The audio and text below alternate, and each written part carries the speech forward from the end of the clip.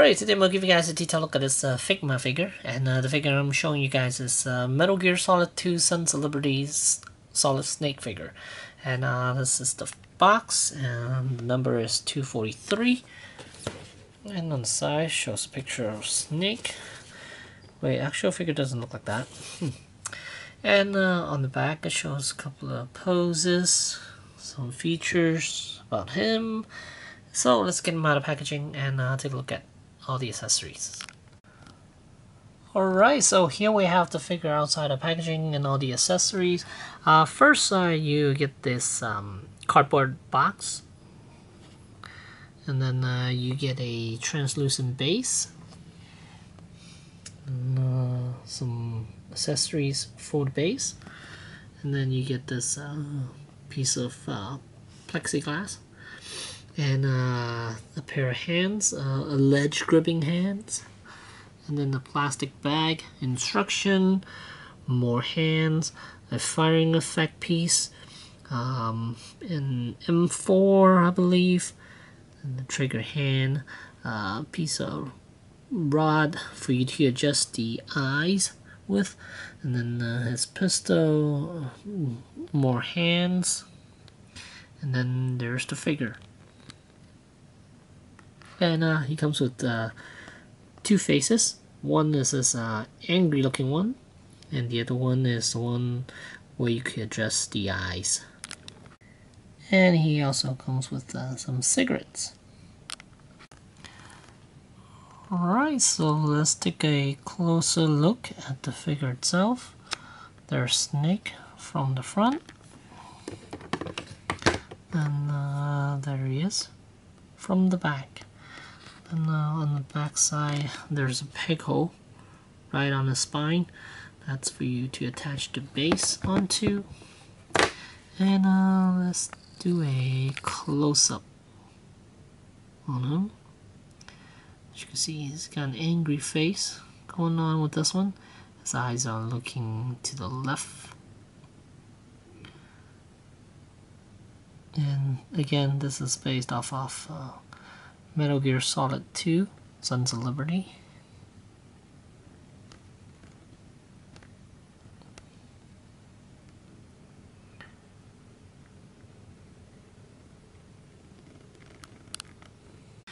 Alright, so let's go over articulation real quick. Head is on a ball hinge, and then base of the neck, there's a hinge joint.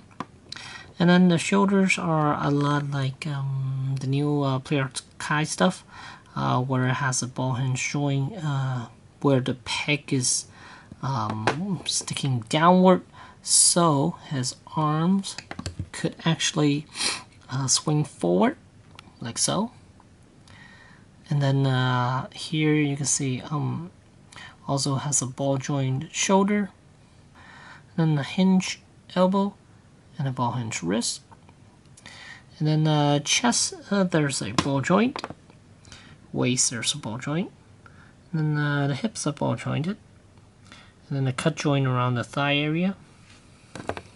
And hinge knees, hinge ankles. And then there's also toes articulation. Alright, and to change out his face, first you need to do is take his hair off. This is basically a top. And then you have a face along with the back of his head. And all you need to do is just pop that off and then switch your other face on there. And here you can see there are two little balls in those two sockets, and those are the eyes, the moving eyes. And then you just use this rod, move these eyes. And here, if you look closely, there's a hinge joint around the mullet hairpiece there, so he could look up a little bit more and without having the hair blocking him. And here you can see the face doesn't look exactly the same. You can see the actual production one is not as good as the prototype. He looks chubbier. The actual toy version looks chubbier. than the prototype, which is quite disappointing, because you do want your snake to look exactly like how he looked in the game, but you're not gonna get that out of this one. Here I got him holding on to his rifle.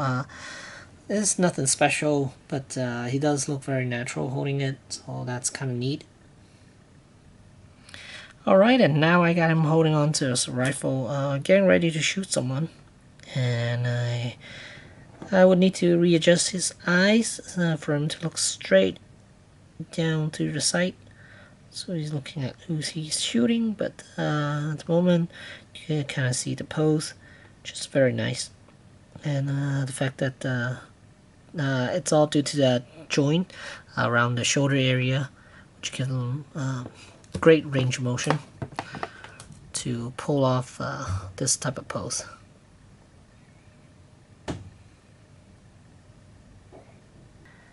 And here's a pose that not a whole lot of figures can achieve. It's swinging your arms all the way over to shoot with 2 hands. As you can see, this looks quite natural. I might need to mess with it a little bit more, but you get the gist of it. And here you can see one arm way over the shoulder, and while the other arm is supporting. Nicely done. Love the fact that he could do this. And here's another pose utilizing the shoulder joint. As you can see, quite nice.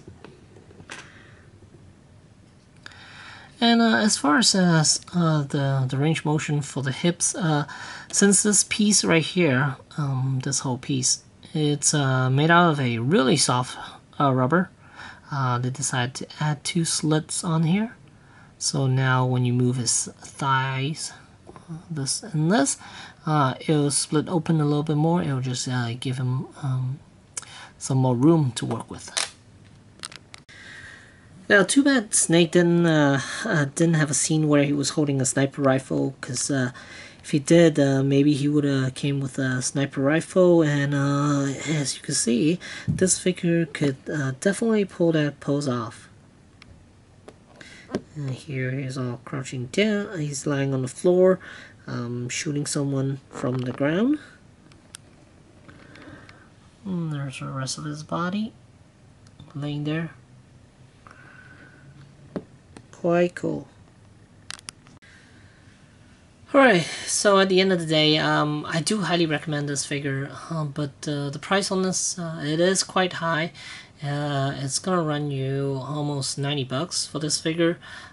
Yes, it is high, but you do get a lot of accessories, a lot of interchangeable parts, the moving eyes, and then the range of motion that you could get out of this figure. It's far superior than a lot of the American figures that you could get. And yeah, so overall, I would recommend this thing. And anything that I didn't like about this figure, maybe the abdominal area, because you could extend the abdominal area up a little bit to give them a better range of motion. Like here, instruction tells you that you could pull the legs down a little bit, where this piece right here can extend out a little bit, so gives stomach area a little more range of motion, but it's not stiff enough where it pops down quite a lot. Every time I try to move the figure, it pops down, so it makes its body so loosey-goosey. But once you pop it back on, push it back up, it'll be fine. Overall, oh, and another thing that I didn't like was the face sculpt. It's not as impressive as their prototype, but that's not a breaking point for me for this figure. And since I'm such a huge Metal Gear Solid fan, that I do like this figure quite a lot. And if you're comparing this with Revoltech, I would say get this, because the Revoltech ones are using those ratcheting ball hinge joints, and the material, the plastic that they use for the figure itself is kind of soft in a way, but this is also soft. The Figma one's also soft, but not as soft, so he doesn't feel all loosey-goosey as the Revoltech ones. So yeah, so that's why I would recommend this more than I would recommend the Revoltech ones. I mean, if Essex Figure Arts come out with one, I would definitely recommend that one, most likely. But since we don't, then this will be the next best thing. And yeah, there you go. Thanks for watching.